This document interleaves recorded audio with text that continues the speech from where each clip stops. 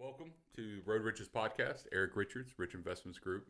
I am happy to have two of the most premier real estate agents as guests on the podcast this evening. Wow. Kelsey Cromar and Markita Thomas with Remax Broadwater that have graced me with their presence this evening to answer questions about real estate, how they got into it, their backgrounds, and the big things they're doing moving forward. So thank you all for, or you both, I don't know about you all, but thank you both for coming. I'm super excited to kind of get some of the background, some of the inner workings of what it is to be a real estate agent.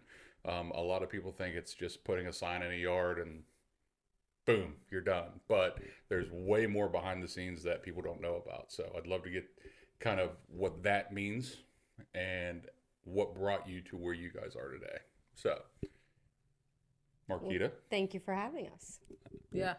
I appreciate it. Let's start with you. When did you start in real estate? 2021. 2021. Yes. Okay. What got you into real estate?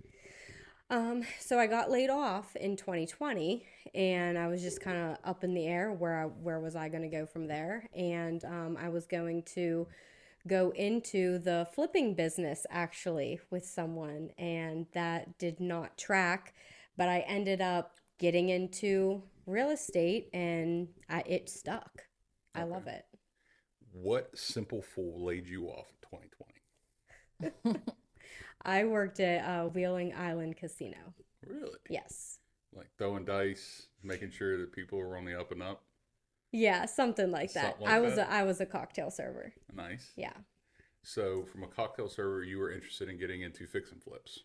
Yes. What was the appealing part about fix and flips? So the person that I was going to be going into business with, he could build a house from the ground up. I mean, so I was going to be more, the technical side of things, the brain side of things, and he was going to be the muscle. Nice. Yeah. Samson and Delilah, the brain and the brawn. Yep. I get it. Nice. Makes sense, right? Yeah, so that didn't pan out. Samson got his hair cut. Yeah. Lost all of his mojo. We get it. It happens to the best of us. Happens. Stuff happens. So you were going to be a flipper. Mm-hmm. It didn't work out to be in that. So you joined which brokerage? How did you cut your teeth? Oh, so I started with Harvey Goodman, and then I've been at several different brokerages, but Not several. well, yeah, I would say several. I went to EXP after Harvey Goodman, then we were at the Holden Agency, now we're at Remax. So there's been a few in there. So I've only known you with EXP. That's when we first met. Yeah. And you were one of their top producers. And then a brief stint with the Holden Agency, which, just for clarity for everybody that watches this, Harvey Goodman is a regional brokerage in our area, the Ohio Valley. The Holden Agency also a regional, not so much wide span. EXP nationwide, and Remax also a nationwide. So just to give everybody clarity on what we're talking about and how this is going. Can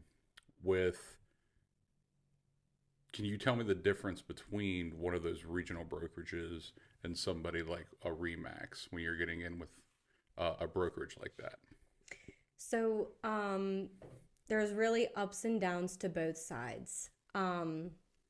Being with a local brokerage, you have more community involvement. You have a lot more benefits with different places around the area. But what's cool with Remax is he actually started as a local brokerage, Broadwater at least. Yep. So I'm with Right. so I'm with Remax Broadwater, who started as a local brokerage, then ended up adopting the Remax name, and that opened up a lot of doors. So being here is the best of both worlds. Right. You have that community involvement with Remax.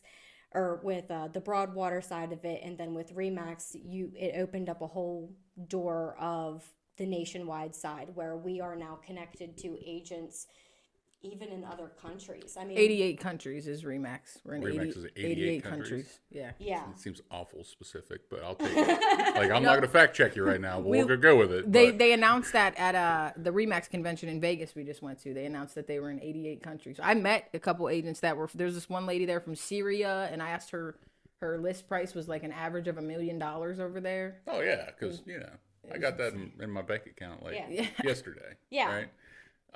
If you need it, let me know.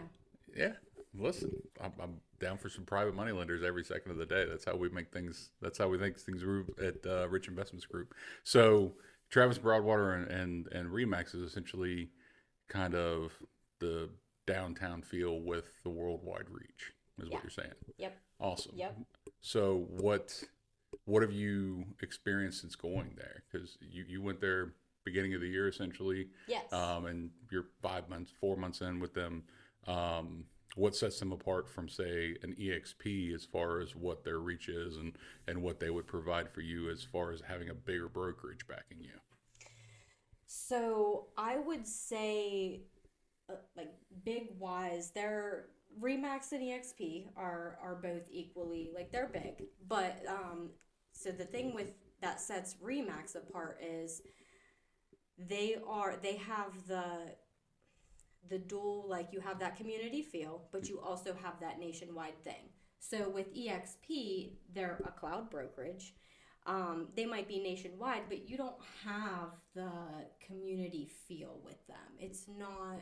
And just to intervene, Remax is voted by several different platforms the #1 most trusted brand in real estate for a reason. And I think that plays a huge part in why it's way higher on the scale than I would say EXP is.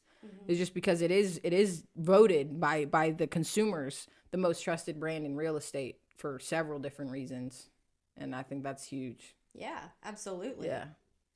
I would absolutely agree with that. I remember Remax from when I was a kid, like seeing Remax signs at yards. Same. You know what I mean? Yeah. Now the brand may have changed, like it may have updated with the times, but just the feel when you hear that type of thing, you get that nostalgia of, oh, I've known them for years. I know and which is probably why they're one of the most trusted brands that we hear about. Because of that, like I remember seeing those signs when I was 3 years old, 4 years old. You know what I mean? So yeah, that was one of the things. Like when I was with EXP, I would meet a new client or talk to someone on the phone, and I would say I'm with EXP, and they would go, I've never heard of that. And we are kind of in a sheltered bubble. That we are, yes. I would say that yes. I say it all the time. The High Valley and in general is probably 2 years behind normal world. Easy. So I know EXP is a powerhouse in bigger markets.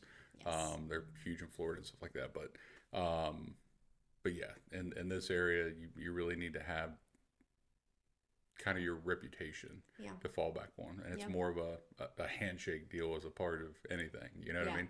If they can't meet you face to face, if they can't know who you are or who they're doing business with, people in this area aren't interested in doing business. And it's a lot of that. So that's awesome.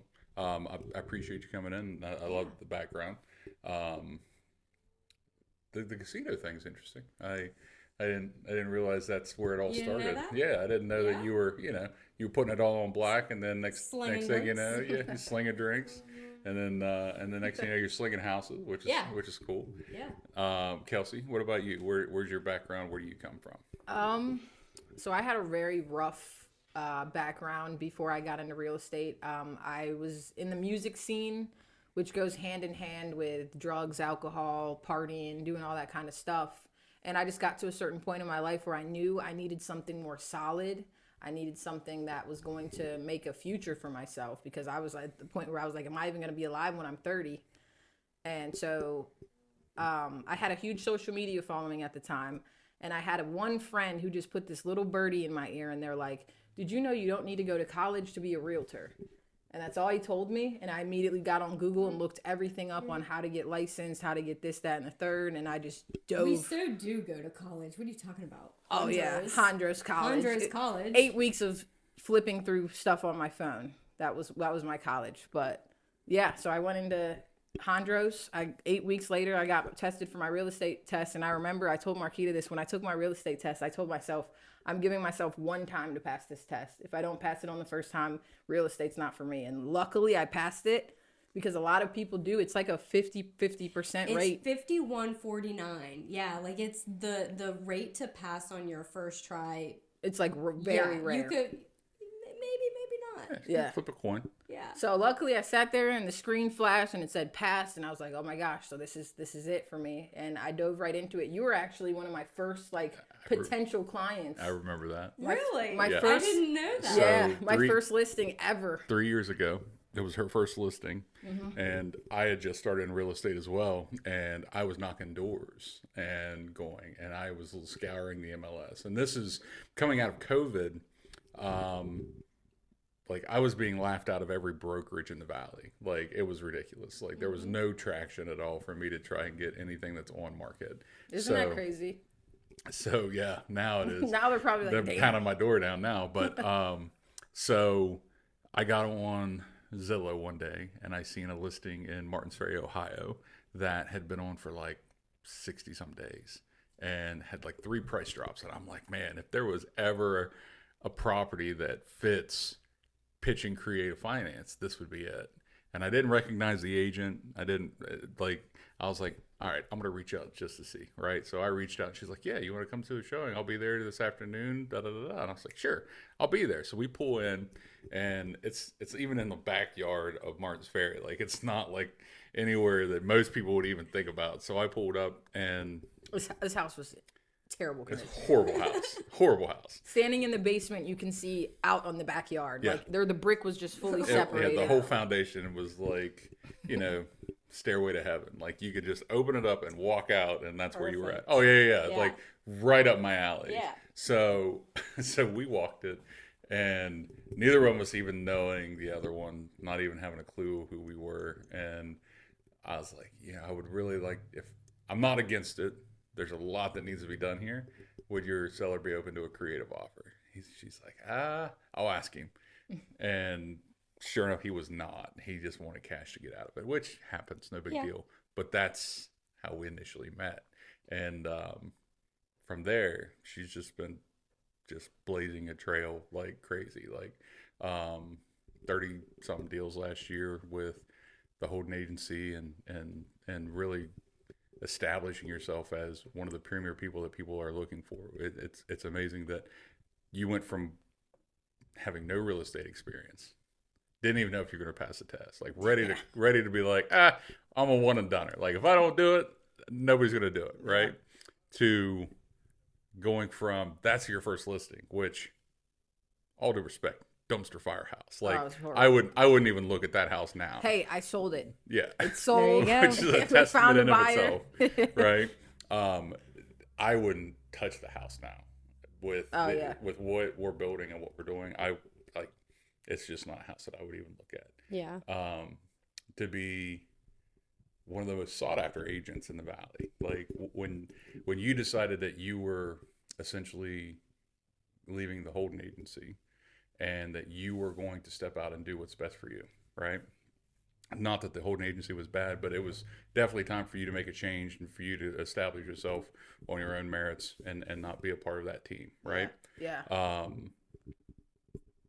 The amount of people, and you and I talk probably every day, if not at least 2 or 3 times a week, the amount of people that were like vying for you to be a part of their team because you've built your reputation from when we first met to where you are now is pretty incredible. Talk about how you settled with Broadwater and Remax, and kind of what that journey meant for you to kind of feel comfortable about making that step. So Markita and I pretty much, we were both on the same team with Holden, and we kind of felt that we were a little bit different, not better than the team, because the team was kicking butt at the time, but I think me and her had a conversation, and we were like, this isn't for us. whatever's next, me and you need to brainstorm and figure out what's next for us, because me and Markita are both super top producers and we love the job. We love doing real estate. I mean, I don't want to speak for you, but I can tell you're not one of those agents that hates doing like this is definitely a passion. Yeah. So Markita and I agreed that whatever we do next, we're going to do it as a unit. We're just going to figure it out together and make smart decisions, bounce ideas off each other, brainstorm. We called you several times. We called Jess. We called everyone like, hey, what should we do next? And we met with every single brokerage in this valley. Yeah. Like, I can't think of a almost. Yeah. Maybe like one or two we didn't meet with. Yeah. Losers. And we just sat and realized, like she said, RE/MAX is best of both worlds. Yep. Like it has the local vibe on top of the global brand. And it just, Travis is awesome. Like Travis, he didn't even have to do any convincing. Like he was just like, come on, guys, let me know when you're ready. Yeah. Yep. And we even talked about exploring another option before going to RE/MAX, because we were like, well, RE/MAX is where we're going to end up forever. So maybe we should try here for like a couple months and see how it works. And then tip your toes. Yeah. You know what I mean? And then we found out that the property management side was going to partner with Travis. And we were just like, you know what? This is like a no-brainer at this point. Yeah. And it's been great. I love everything about the switch so far. Yeah. We got some billboards about to go up.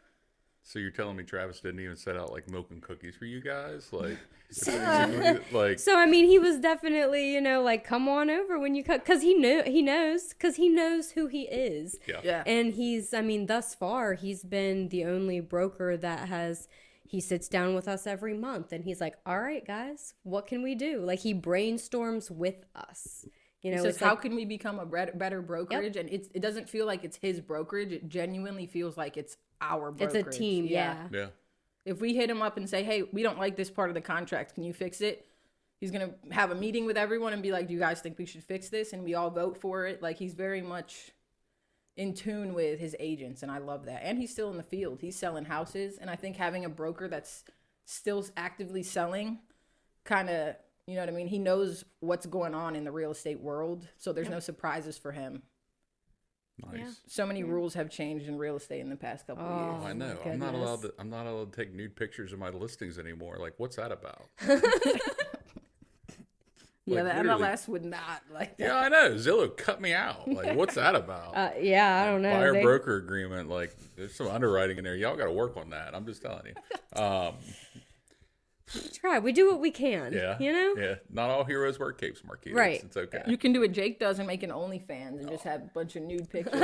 If I was the sexiest engineer in the Ohio Valley, I would have an OnlyFans page. But unfortunately, I can only that work title with, was taken. Yeah. I can only work with what God gave me. You know what I mean? I have to bargain with Jake to like share his platform or something. Oh man, I wish I could tap into that audience. Rocket ship. I'm just saying. So you both are at home at RE/MAX. You both feel great with your decision. You guys have flourished there. You both have got Markita was, I think, number 2 as far as top producers last month. Yep. And for only being there a couple months, that's massive. You guys got tons of listings on right now, which several are mine, by the way. I love the fact that we got a lot of properties on the market right now. So what's next for you guys? What's in the wheelhouse? Vertex Realty. Yep. Brokered by RE/MAX Broadwater. Yep, we're starting a team. Yeah. What is Vertex? Vertex, the highest point you can reach. It's a synonym. Cinnamon? It's a synonym. It's a synonym for apex. Synonym for apex. Okay. So that is the name of your team with RE/MAX Broadwater. Yes. So you guys are combining forces like Captain Planet. You know what I mean? Yeah. And we're building from here. We're just building. I might get that cape, bricks. Eric. Listen, don't threaten me with a good time. Hey. I'm telling you, you do $1 million in sales off my properties this year, I will buy you that cape for Christmas. I assure you. Okay. Like, Cape? stamp it. I've said it online. Cape. Yeah. She's gonna be a little superhero. Aw, I could picture you just. She just said, she just said, "Aw." Like that. I'm just picturing you in a cape, just. I'm gonna do the full outfit. It'll be like leotards, the whole nine. Like we're gonna bounce like An M on her chest. oh yeah, in a badge. It's like Yeah. New Year's Eve's gonna be lit. That's all I'm saying. like I'm, we're gonna have fireworks. She's gonna come from the sky. It's gonna be a whole shoot, right? So Vertex, right? Yeah. That is your team that you have established in Remax Broadwater. What does it mean to have a team? Like, what are the benefits? What are you guys looking for the next 3 months with Vertex? So far, we're going to get our systems down before we, try to add anybody, or we're not in this to, like, there's a lot of people that have teams out there and they're just trying to make money off of people, and we're not into that. So we're just looking to build a strong group of agents that want to get together, collaborate, see how we can learn, grow, and service people best. Oh, so it's like you build your own mini culture inside of the Remax. So you can tutor up and coming agents. You can collaborate with agents that are already a part of it that kind of share your same goals, so that way you can all attack it all together. Yeah. That's awesome. Yeah. Like she said, systems is the number one thing that, like, I think being on a team and us being able to bounce our systems, our CRMs, our just share everything, honestly. And I think it's just collaboration over competition wins every single time. Every time. And we could be out here just neck and neck, like, you know what I mean? But I think us joining forces, like you said, she's a beast. Like, I think we're gonna do some things. Big things. Yeah. I agree. Awesome. So what are your goals for the year? So initially going to Remax, you guys had in your goals last year from the brokerages that you were with and how you performed last year. So I'm assuming you carried individual goals over to this year, right? Yeah. A team probably wasn't in the plan for that. No, it wasn't. And you know what's funny? Everybody always asks me every time, what is your goals? I don't set goals. Like, as far as, I don't know if we're on the same. Everybody always asks, like, how many properties do you want to sell this year? What is your goal? I personally don't do that. And I know that's so different from, I see you're looking at me. This is why I don't do that. I think it does two things. Okay. If you don't hit your goal, I feel like it puts you in a defeated state of mind, and you don't work as hard because now you're working against that depression, defeated feeling. If you hit your goal, okay, say your goal is, I want to sell 50 properties this year. You hit that goal in June. You're not working as hard the rest of the year. I feel like, I just feel like you're looking at me like that's bullshit. I'm not. It's fascinating that that's the way your mind works. It does, yeah. And I don't know. I've talked to a lot of people about it, and when I say it, other people, it kind of clicks in their mind, like it does. That happens. But other people, like you, I can tell you're totally different. You're like, this is what I want to do. I'm gonna hit it. So I'm different in the fact that a goal is fluid for me, right? Okay. A goal is not written in stone. No matter what, this is what I'm doing every year, right? So if my goal, for instance, our acquisitions department, for our wholesaling division, I set a really small quarterly goal for them because we were just opening up the wholesale division. They were going through training for 30 days to learn how to do our systems, how to do our things. I was not going to set an unobtainable goal for them to hit because I knew the training and everything was in depth and they had to be able to fill it out to get to that point. They have crushed it. Yeah. Like our quarterly goal was, I think, $90,000. They did that in the first month, right? Okay. So I also incentivize that goal. At the end of the quarter, if you hit that goal, I'm paying you a bonus because you hit that goal. And the bonus is a commission of whatever our total net profits are for the quarter because you went above and beyond what I thought you should do, right? So my acquisitions guys are super happy right now because it's only going to go up. They're going to blow this thing out of the water. Like we had, I think, a $30,000 or $40,000 week this week, let alone $90,000 for a quarter, right? So their bonus for the quarter is going to be through the roof. But next quarter, chicken's coming to roost. Like next quarter, 90,000 is cute. Next quarter, we're going to be at 400, And you have to be able to obtain that and reach that if you think that you're going to continue to success. So in my opinion, Okay. that goal is fluid. It doesn't stay the same every quarter. You know Right. what I mean? It's something that you're trying to obtain to get there, right? Mm-hmm. So let's say I set that goal at 400,000. They get to 350. I don't see that as a reason for them to be defeated, for them to be like, oh, man, we didn't do it, whatever. Because for 3 months, they are grinding and grinding and grinding as hard as they can to reach that goal. Yeah. If they fall just short of it, that's a teaching moment for me. Let's sit in here and let's figure out why you didn't reach it. Let's figure out what we could have done better to get you there, because that next quarter is coming. You need to be up because that goal doesn't change. We can learn from why we didn't get there. If it's a systems issue, if it's I didn't provide enough leads for you, if you need another employee in as a follow-up specialist to basically qualify people so you can get more deals because you wasted a lot of time qualifying people, like what do we need to do in order to set you up for success? If you don't have a goal and you don't have a benchmark that sets that in place, you'll never learn that lesson. You're always going to just be in purgatory trying to figure out, all right, what am I doing next, right?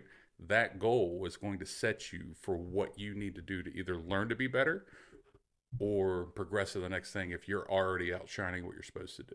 You know what I mean? Okay. It's not a goal as in, I need to hit it or I'm not going to hit it. I will figure it out. It's, this is the status that I need to know where I'm at right now.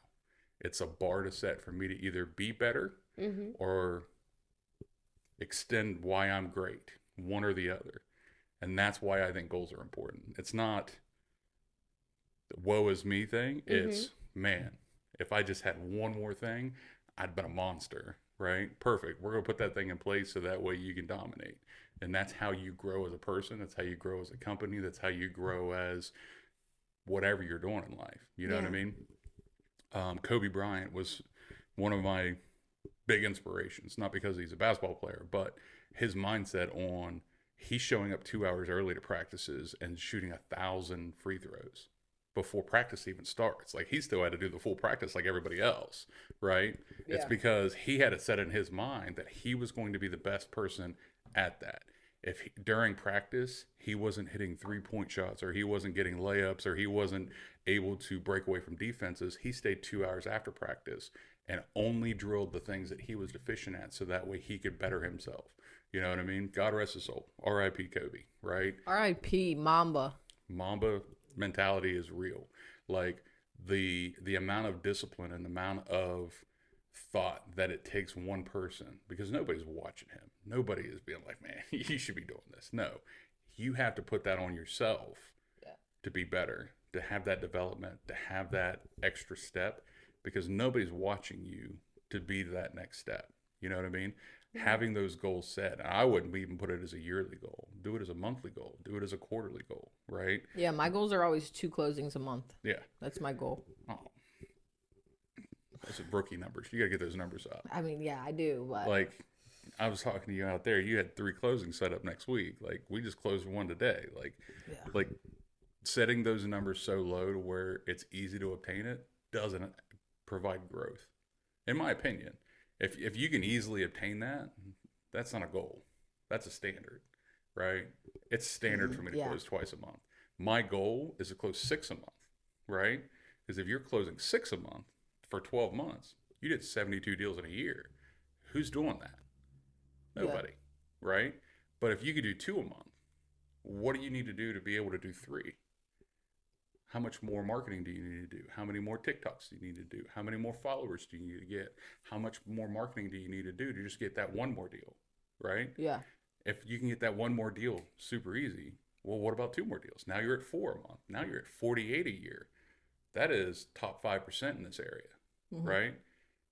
That's a super simple thing to do, and it doesn't take that much more effort for you guys to put in there in order for you to achieve that. But if you're not even setting what 2 is, you're just going to be in shambles. You're going to sit there and be like, well, if it happens, great. If it doesn't happen, at least I was there. You know what I mean? The key to personal development, in my opinion, and which is probably why I started this entire podcast to begin with, the road to riches is really what it is. It's a road. you have to drive down this road. You have to be able to sit behind the wheel and hold yourself accountable. There's going to be bumps, potholes. You're going to break the car down. You're going to, whatever analogy you want to put into it, it's not pretty. It's difficult. You know what I mean? Anybody that's done a road trip anywhere, you know what I mean? Like, it's 8 hours of mind-numbing signs, and you see windmill farms, and you see, you know, fat guys peeing in bottles in the car beside you. You know what I mean? Like, whatever it is, like, those things happen. Those things are going to come up. Like, what are you doing to be better because of it? What are you doing to take you that next step? You know what I mean? Yeah. I love it. Yeah, whole different mindset. Yeah. But that can be a system that we put in place for our team. We can start setting team goals and you know what I mean? I set team goals for every company I have. Yeah. Every single one. Like, our management company, listen, how many vacancies do we have this month? Why are not getting filled? How many people are behind on their rent? What are we doing to increment that? Yeah. I'm setting that up for every single person that's falling underneath of us, because if I, as the head of the tower, am not holding other people accountable, how can I ever be a leader? How can I ever be the person that they look to for advice? Because I'm not doing my side of it, right? I set my goals higher than anybody. I set goals for myself that everybody tells me is unobtainable. It's impossible. There's no way you're going to do it. You know what I mean? I want 5,000 doors that I own in 5 years. Like, that's insanity to most people, right? That's a drop in the bucket of what I'm going to do. Yeah. Because I'm just wound differently than most people.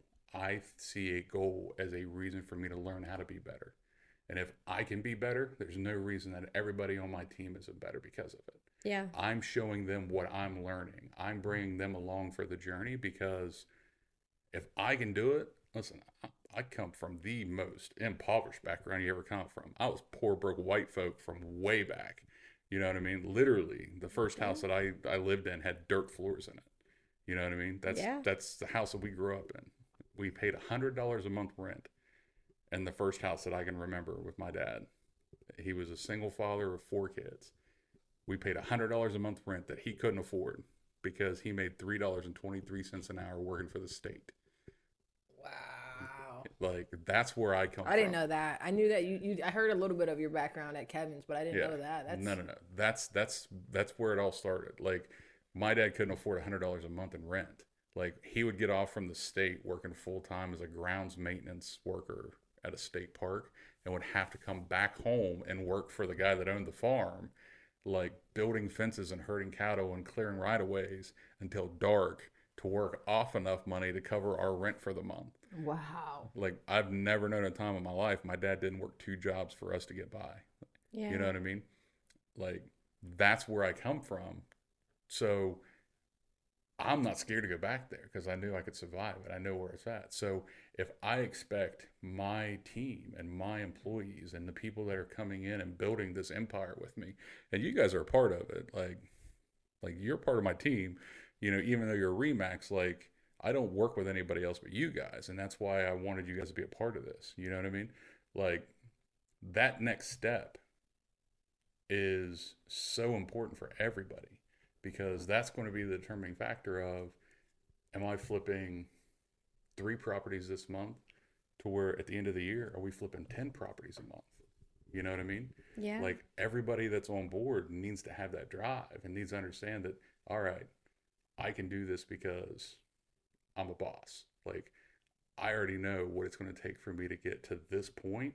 If I put this much more into marketing or this much more into building relationships, if I go to one more meetup connection to where I can find buyers, if I'm, you know, having a VA do cold call marketing for potential buyers in the area to give me those names, so that way I can show them instead of waiting for people to call me. If I'm going to the buyers instead of waiting for the buyers to come to me, how many more deals do I get for that? How many more times can I get a closing done? How many more times can I get a listing contract?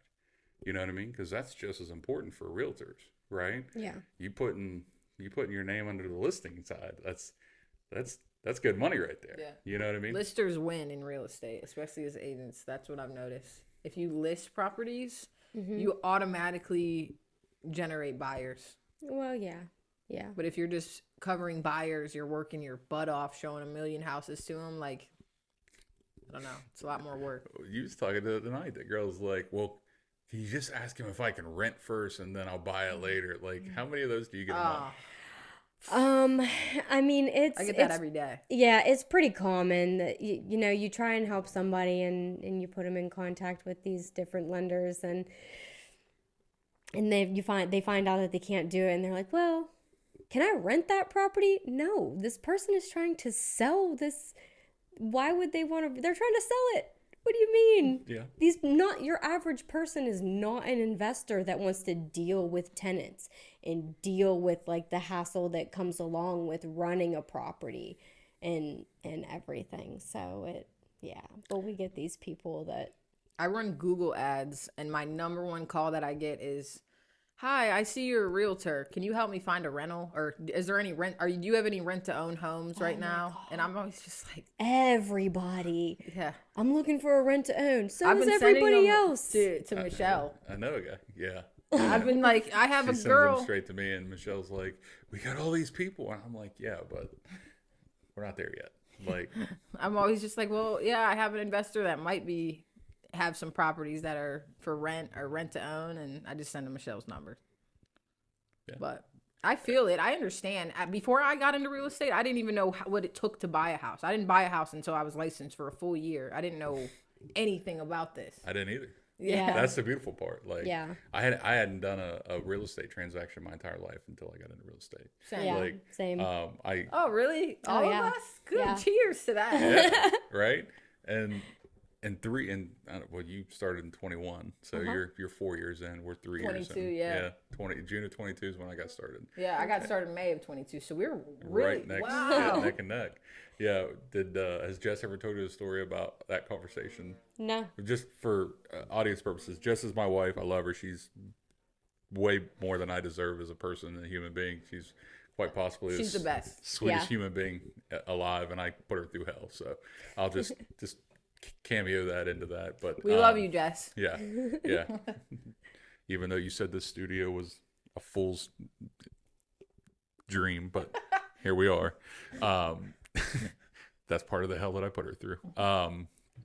So I had a 17-year career in construction, and I made high six figures, probably $200,000 a year plus working. But I was always on the road, always traveling, and the last job I was on was 2 years long. I barely was home for 2 years, and she was raising Michael and Morgan, our two kids, basically by herself. And then her dad had health issues, so she called me up one day and said, guess what?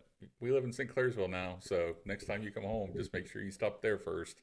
You know what I mean? Like, okay, like I'm not home, so it is what it is. So sold our house in Parkersburg and moved us here and everything like that. So Why'd she pick St. C?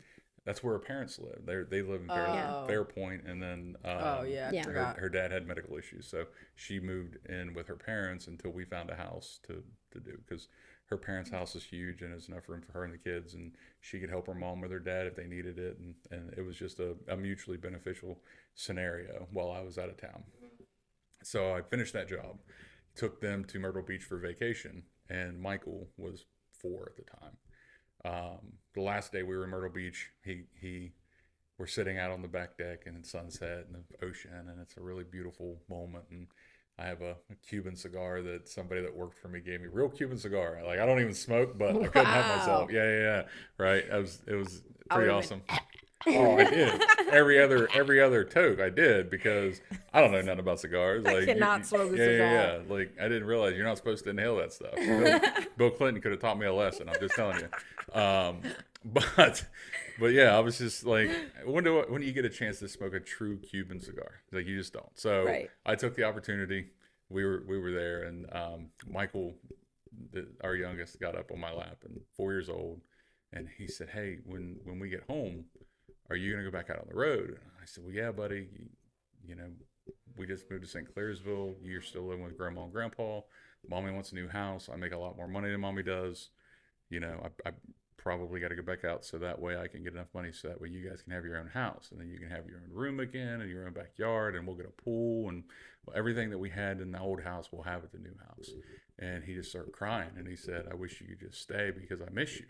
And that was it. I was done. Yeah. I was not going back out on the road again. So Oh, on Yeah, the way, I yeah. know. Oh, That right. is- Like, I didn't sleep that night. Next day, we're driving back, and we get probably the Virginia state line, and I looked at Jess and I said, "Listen, I'm not going on the road anymore. I'm done." And she's like, "What do you mean you're done? Like, you make a lot of money. Like, we had literally just got married, so this was in May or June. We had just got married in March. Like, we'd only been married for a couple months, and I was like, yeah, the kids need a father. They need somebody to be home with them. I'm done. I'm not going to be on the road anymore. I'm going to be home and we'll figure it out. And she's like, well, how are we going to figure it out? I was like, we'll go home. We'll balance the budget. I don't need to make six figures for us to get by. Let's figure out what I need to make, and then we'll go from there. So it turned out that I needed to make $43,000 a year between what her salary was. We could pay all of our bills and put like 5% back, 43 grand a year. wow. Right. Yeah. Which is much less than I thought it was. Yeah. I thought it was going to be like 70, 80. Right. But it turns out if you're not living extravagant and you're super conservative, it's not that bad. Yeah. So somebody had recommended wholesaling to me because they had somebody that did it and had some success with it. And they're like, you know, the way that you have your drive, the way that you push and go and go and go, like if you did wholesaling, dude, you'd be a millionaire. Like you'd be crushing it just because like you have that edge about you to be successful at it. And I started looking into it, and I got on YouTube University, you know, the place where we all learn how to do stuff, you know, in life.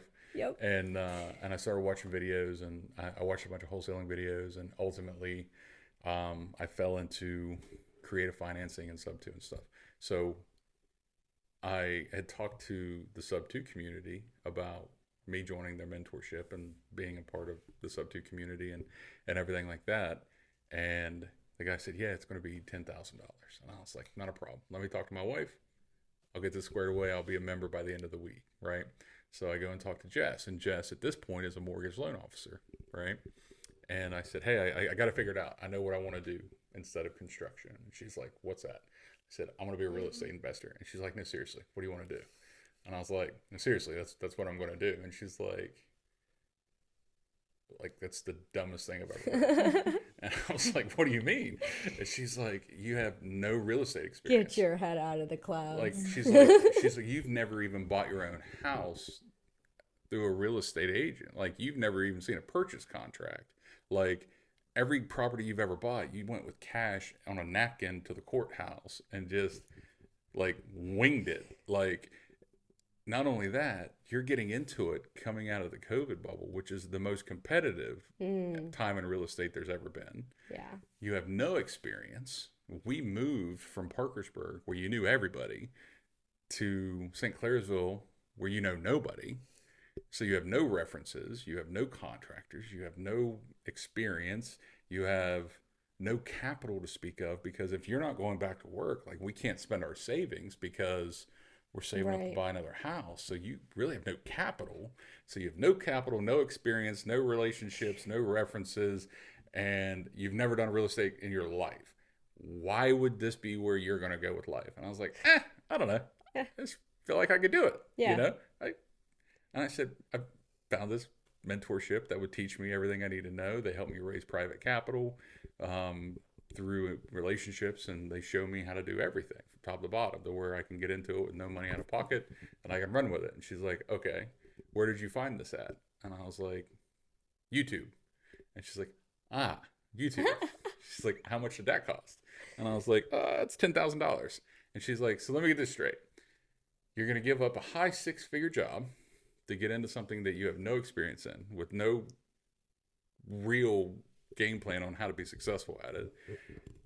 It's going to cost you $10,000 to go to the quote-unquote online college for you to learn it. And you want me to spend $10,000 because you've seen a video on YouTube. And I'm like, when you say it, it sounds dumb. When you put it like that.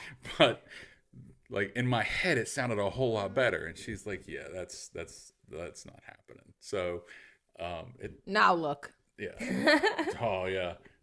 I say to this date, that is the greatest deal I've ever done in real estate, is convincing my wife to let me do this. And Your 100%. greatest- yeah, that's the greatest 'Cause that- negotiation that I've yeah. ever had, Yeah. is convincing Jess that I can do this. We're going to get this done, and it's off to the races.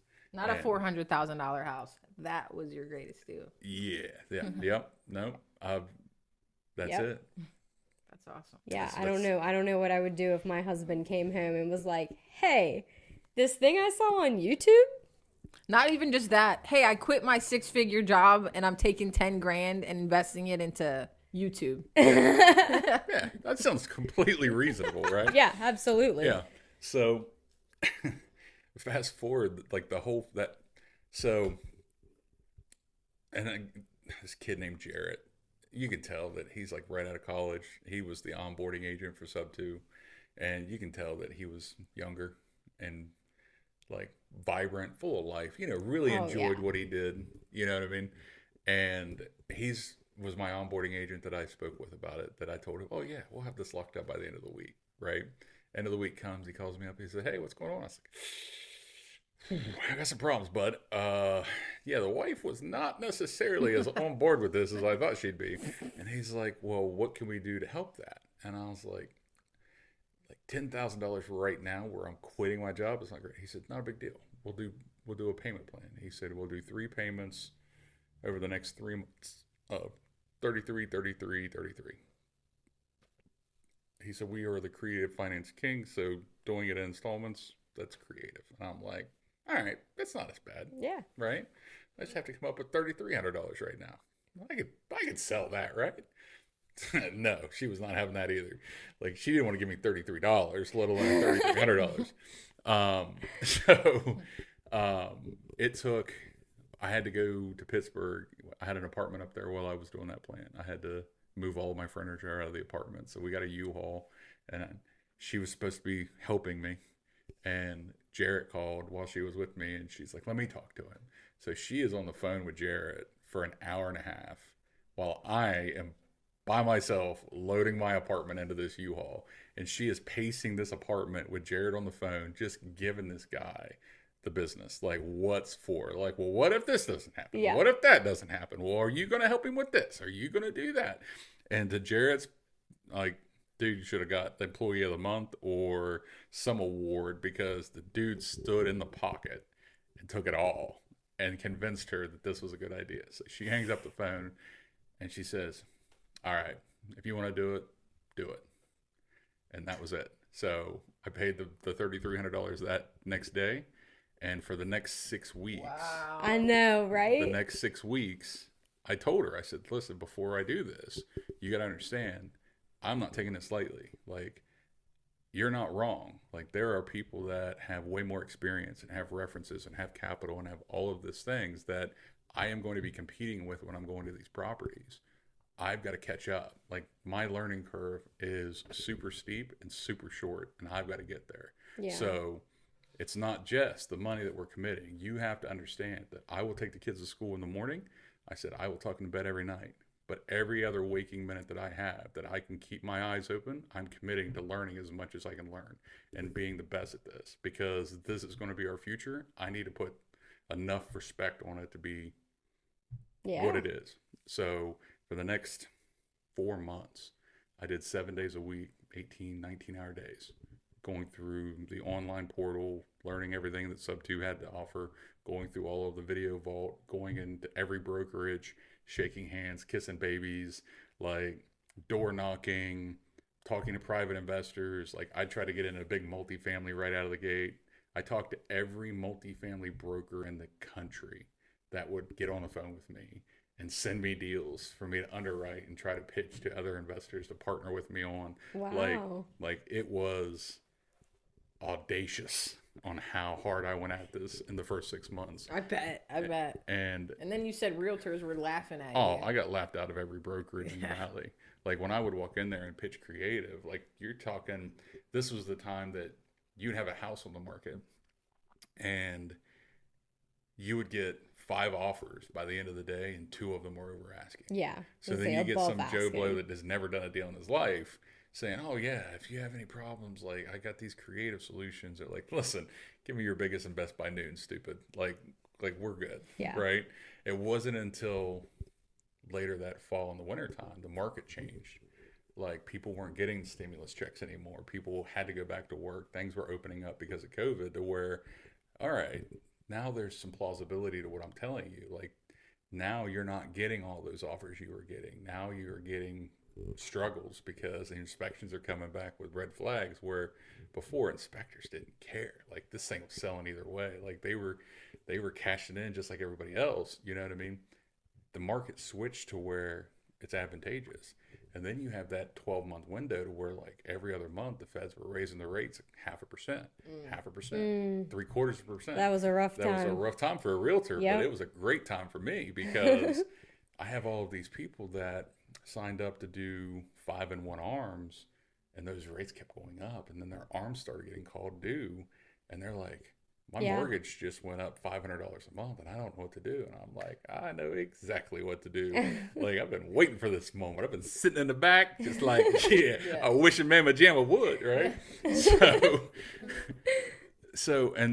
And that's the trials and tribulations we got to. It got to the point that, like, Jess and I were down to like $700. $723 is what we had in our account. Savings, checking, everything. And we were very well off when I quit construction because I made all that money and we don't need much. So we had saved a bunch of money because we were going to buy a house or do whatever. Like we had a really nice savings set up and like had more than enough money in the bank and stuff like that. We depleted that. 700. We had $723. Oh, that stresses me out. That's wild. And our kids, we had to put our kids in a private school because the local public school basically did something questionable with our daughter. And I wasn't going to allow her to go to that school anymore. Well, the only other option was you had to put her in a private school because that's the only public school in our area, right? Yeah. It's not like I have a whole lot of options. So now you put her in a private school to where she's out of that jacked up situation. Well, guess what? Now you have tuition that you have to pay for. Yeah. So we had $723 to our name, and then 2 weeks tuition was due for $2,300. Our car payments were due for $600. Both of our cars are like $300 a piece, right? So we had like $3,500 due in 2 weeks at the beginning of the month, and we had $723 to our name. And she looks at me and she's like, "So when's enough enough? Like, how far down this rabbit hole do you want to go before you go back to construction? Because I don't know how we're going to make it." Yeah. And that's where I've started this. That's where this came from. Like, you put us against the world. Like, I put my money on me every time. You know what I mean? Like, a week later, I JV'd on a wholesale deal and we made $4,000, which covered that next week's bills. And then like 2 weeks later, I did a flip and made $10,000, and that basically we took $1,000 out of that just to kind of keep moving, and then everything went back into the business, and then it just kept growing every month after that, and we built it up. And like times, there's been super lean times and there's been super great times, you know what I mean? And we learned a lot of lessons along the way, which is why I'm to the point now that like I have the vision that I have now. Like all of the businesses that we have, all of the LLCs, all of the revenue streams. Like when I'm sitting here and talking to you, Markita, about like a goal is not something for you to set and forget and be like downtrodden because you don't hit it. Like that is your measuring stick. That is what you're putting in front of yourself to say, I'm going to be better because of this. And if I'm not, I need to know why I didn't make it or why I surpassed it, because I'm going to be better knowing that. Yeah. You know what I mean? Super important. Yeah. For that to be the case. Okay. But I got so much respect knowing that that's how this all started. Oh. Like, I already had mad that respect was for you. wild. That's a but, wild like, story. Holy smokes. I have more respect that my wife stuck with me. Like, Yeah. you imagine her, Yeah. like, when she got with me, like, My wife probably would have been like, She's a Yeah. godsend, Yeah. man. I don't told know you she's how- better than I deserve. Like, I have no idea. And and you would think when you see the bank accounts depleting and you see that going down, and then you see me not home every day, like I'm like grinding. I am driving and door knocking. I was leaving plates. Like I would put my name and number on a freaking plate. I'd buy a plate of like 500 plates from Sam's Club for $20. And I would drive neighborhoods and see who had like trashy yards or who had high grass. And I would put my name and number. Hey, if you want to sell, please call me. And I would put that plate on their front door. Yeah, because everybody could do like a Post-it note or postcard or whatever. Yeah. Like if you pull up to your house and you got a dinner plate sitting in your front door, you know what I mean? Yeah. Like I'm you're not gonna gonna notice lie. it. I've gotten one of your mailers in the mail in St. C, and I like was like, okay, like they're so well worded and legit, and it doesn't feel scammy. Like I feel like I get emails from all over the world from creative financiers. Do you ever get those? No. Every time I list a property, I'll get someone in my email like, hey, we're a creative finance company. Is your person open to this, that, and the third? And it just gets this scammy vibe. It just doesn't seem like something I would ever present. But like the way you word things, and I think it's a safe spot for a lot of sellers. That's why you're so successful. So I like to think that the reason why we have success is we fix problems. Like it just happens to be in real estate. That's what we do, right? I can write an anthology of the types of sellers and things of people that we've met and people we've talked to and people we've helped, and it's not about me making the most money I can make. Yeah. You know what I mean? It's not about being greedy or like undercutting somebody to the point to where they're getting pennies and I'm making hundreds, right? I don't care about the money, right? The people that we work with are people that need help, the people that need to solve a problem. I have a lady we're working with right now. I'm not going to throw the address out or anything like that because like I'm not trying to throw shade or anything like that, but Leave her alone. leave her alone. Savages. She has a 4-bedroom house up around Canton area, and her husband got laid off and they can't afford the mortgage anymore, and she's facing foreclosure and she's going to lose this house. We're giving her money to be able to move on and money for her to have a down payment for a house that she can afford by herself and her husband there until he gets back on his feet and it's big enough for her and the kids and everything. And then we're taking that house and I'm going to renovate it and we're going to flip it. Are we going to make money? Absolutely. I'm a business. I have employees. I have responsibilities. I have to make money. Just for like 22 employees. I think we have 23 employees. They all have families. You start adding all of those people that depend on us to be successful. I have 60 some, 80 some people that like don't even know I exist, but depend on me every day to make sure that I'm doing the right stuff. You know what I mean? That I'm making the right calls. You know what I mean? But this lady she's going to lose this house. It's going to go to a bank that's going to sit there for 2 years because their foreclosure process is, oh yeah, we'll winterize it and set it until it can get to a sheriff auction. And by that point, it's so degraded and so downtrodden that they're going to sell it for 25% of what they really need out of it and then put the rest of it on this lady's credit. Like, oh, yeah, this is your debt. You owe it. You know what I mean? She won't have a debt when I'm done with it. Like, there's going to be nothing done. I'm getting into it creatively to where I can be able to turn it over with very little money out of my pocket other than the money that I'm giving her to move on, so where she can have a better step at life. They can kind of reset, rebound, and get better. Yeah. We're going to flip the property, make enough money for my employees to be able to feed their kids and everything like that, put a little bit back in the bank and do another deal with somebody else. Yeah. You know what I mean? Like, we're solving that problem. Yeah. It's not about me being rich or making money or like cutting somebody's throat so we can get ahead. It's about helping. While we're on that topic, I'm looking dead into the camera for this one because realtors and sellers, when we contact you saying that we have a client ready to make a creative offer on your property, a lot of realtors I notice don't present that offer to their client because they're scared they're not going to make a commission because it's not selling like a traditional sale. And Eric and other creative financiers out here, they will pay the realtor commission. And like he said, they will pay the seller a profit if that's what if it adds into the equation, the seller won't walk away with nothing, and the realtors definitely won't walk away with nothing. And I've noticed that, like, I've called agents saying, hey, are they interested in creative? And they're always like sketched by it because they think they're not going to make anything. And that's just such a myth. So first and foremost, I want to make sure agents get paid.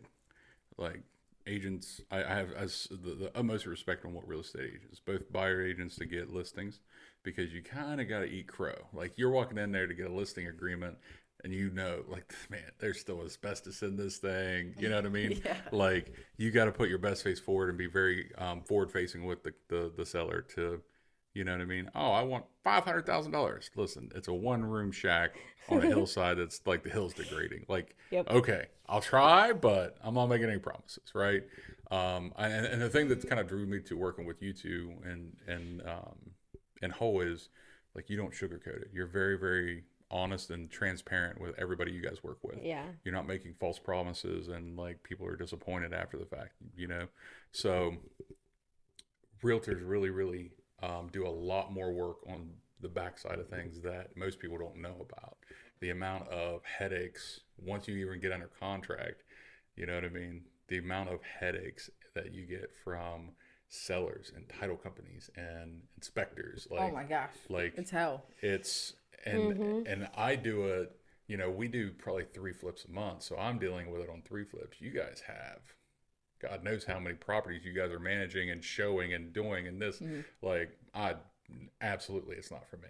So Yeah. I'll get mad those respect. sellers where their house will sit on the market for like 4 months, and I'm doing open houses every weekend, doing all that, and then I make like maybe a $3,000 check when it sells, and the seller's like, "Wow, you made a lot of money," and I'm like, "Divide that between 3 months, and did I really even make any money selling your house?" You know what I mean? Like, there's so much. I agree. I think real estate, realtors have a bad rep because there are those realtors that won't do anything but put a sign in your yard and call you when you get an offer. There are realtors that don't do what needs to be done as an agent. Those are the ones that I laugh at, because when you try to reach out to them, do a deal, they don't respond. Yeah. So not only do they just put a sign in the yard and hope for the best, but then they're not even responsive. So like, you're not even representing your customer. Exactly. You're not even like putting your best foot forward. So anytime that we do, and we buy both cash and creative, you know what I mean? I don't typically go through bank financing, but even on our creative offers, like if it's listed by an agent, like I want agents to get paid. I want you to feel like it's justified that I've put this work in to get this done. That's my side of it, right? So agents have to get paid. I want sellers to get paid. You know what I mean? Like, you're giving up something. Most people will do, I think, 3 houses in their lifetime, right? Yeah. You have the first house you just need to get into. You have the next house where you overgrow it. You have the last house that you're going to retire and live your golden years in, right? So on average, I think nationally you get 3 houses in your lifetime. Those are 3 of the biggest decisions you're ever going to make in your life.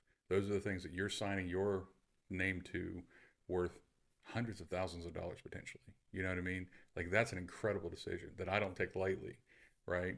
How can I ask you to step in and make a decision for hundreds of thousands of dollars, and then I'm going to come in and buy it off of you, but you're not going to get paid for it? Like, cool.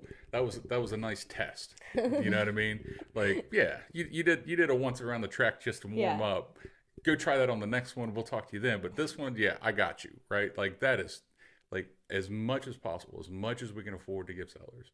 And it's gotten to the point to where a seller asked us, I think just last week, she was asking less than what the property was worth. And I said, no, I can't give you that. Let me give you another 20 grand on top of that, because I can still be able to cover my minimums.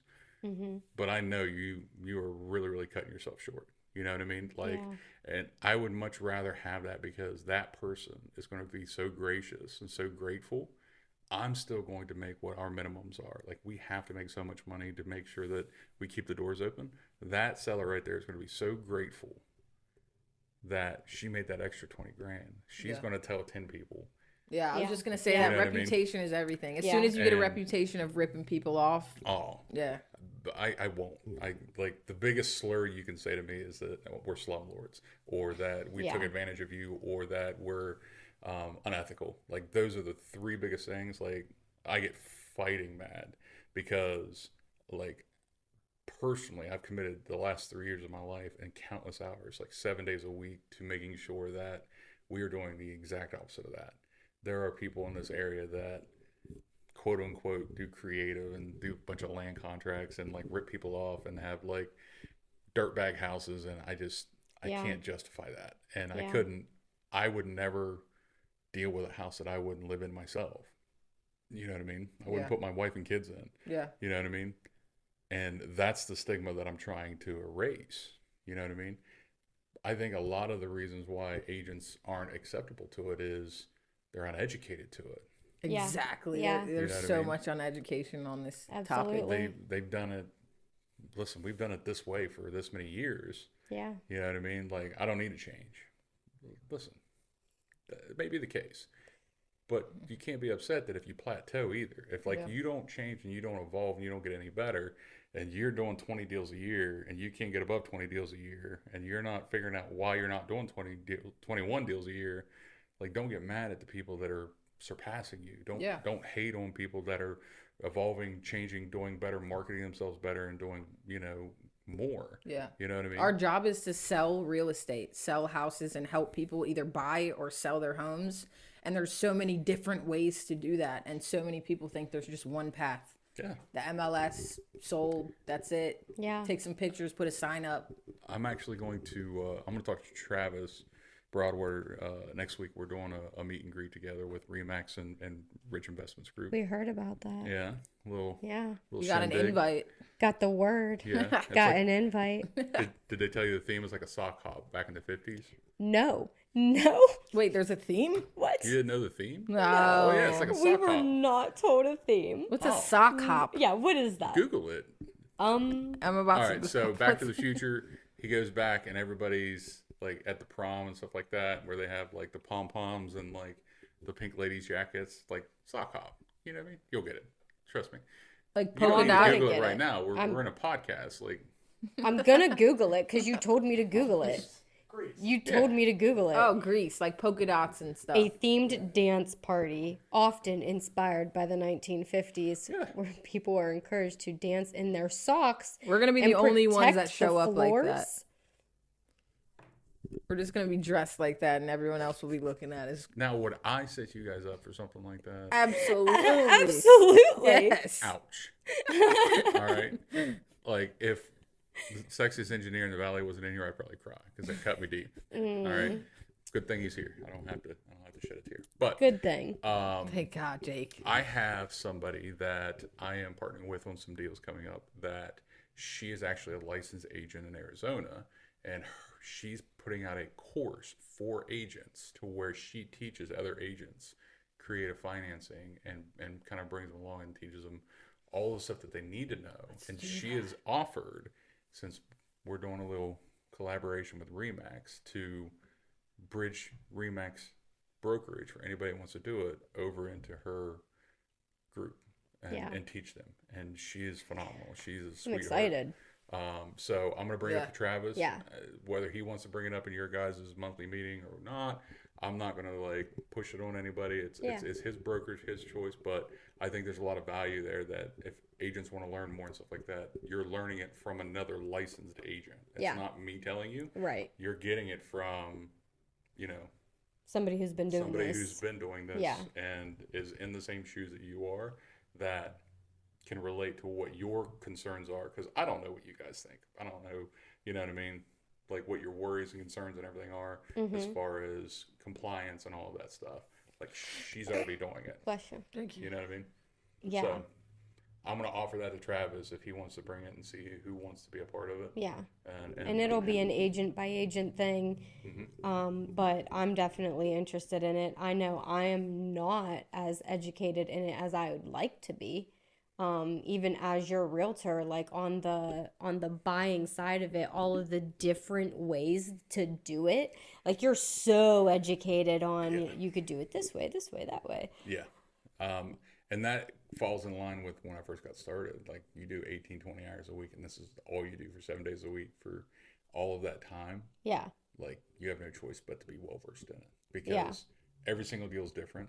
every single seller's different. Every single opportunity is different. If there's a way to do it, I said it to myself, like the only way for me to compete with people that have 30 years in the business is to offer other ways that they're not doing. You know what I mean? So I had to learn that in order for me to be competitive. Yeah. And I've done well. You know Weren't you going to run some seminars? Yeah. So the seminars and stuff like that locally are going to be done probably starting in June. So I have 2 real estate seminars that I have to go to in May that kind of cut my schedule up in May. But starting in June, I'm going to start doing local seminars free of charge. Anybody that wants to come to it on anything real estate. It doesn't have to necessarily be creative, even though that's something that I'm probably the most well-versed in. But if you want to learn how to get traditional lending, or how to deal with hard money lenders, or how to deal with DSCR lenders, or how to get the best insurance as an investor, or whatever you would need to learn in order for you to take the next steps forward and feel confident with it, I want to say, like, I'm Farmers Insurance. I know a thing or two because I've done a thing or two. You know what I mean? But through the 3 years of me doing this, I've got incredible relationships with people in specialized fields: contractors, insurance agents, title companies, inspectors. I mean, if there's something that you don't know about in real estate, we're a part of the local investor group for investors in this area. But I'm going to start doing seminars every month as well for an hour or two on an evening. And come ask, come be present, come, enlighten yourself.